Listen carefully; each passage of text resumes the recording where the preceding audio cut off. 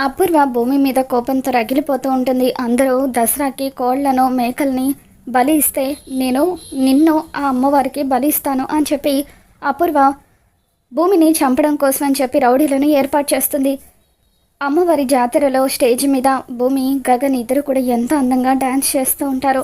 వాళ్ళిద్దరూ అలా సంతోషంగా డ్యాన్స్ చేస్తూ ఉంటే రౌడీలు జనాలలో కలిసిపోయి నిలబడి భూమిని కిడ్నాప్ చేయడం కోసం అని చెప్పి ఎదురు చూస్తూ ఉంటారు. ఇక డ్యాన్స్ మధ్యలో రౌడీలు పసుపు కుంకుమ చల్లి భూమిని కిడ్నాప్ చేసి తీసుకెళ్ళిపోతారు.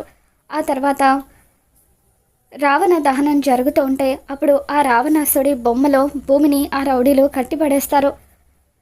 శారద, పూర్ణి, గగన్ వీళ్ళందరూ కూడా ఒక చోట నిలబడి ఉంటారు. అక్కడ భూమి లేకపోవడంతో శారద గగన్తో, రే గగన్, భూమి ఎక్కడ కనిపించడం లేదేంట్రా అని చెప్పి అంటూ ఉంటుంది. దాంతో గగన్ కంగారుగా భూమి కోసం వెతకడం మొదలు పెడుతూ ఉంటాడు. ఇప్పుడు తర్వాత ఘట్టం రావణ దహనం అని చెప్పి పంతులు గారు అంటూ ఉంటారు. ఇకప్పుడు శరత్చంద్ర నిప్పు బాణాన్ని రావణాసుడి బొమ్మ మీదకు వేస్తూ ఉంటాడు. అలా శరత్చంద్ర నిప్పు బాణం వేయగానే ఆ రావణాసుడి బొమ్మ కాలిపోతూ ఉంటుంది.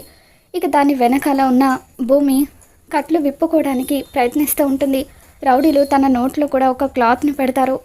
ఇక దాంతో భూమికి అరవడం కూడా చాలా కష్టంగా ఉంటుంది. గగన్ భూమి భూమి అంటూ గట్టి గట్టిగా అరుస్తూ అన్ని వైపులా తన కోసం వెతుకుతూ విలువిల్లాడిపోతూ ఉంటాడు. గగన్ ఆ బొమ్మ దగ్గర నిలబడి ఉండగా అప్పుడు అనుకోకుండా పైకి చూసేసరికి అక్కడ భూమి ఉంటుంది. భూమి మంటల్లో కాలిపోతూ ఉంటే అప్పుడు గగన్ తన ప్రాణాలకు తెగించి భూమి కట్లు విప్పుతూ తనని కాపాడుకుంటూ ఉంటాడు.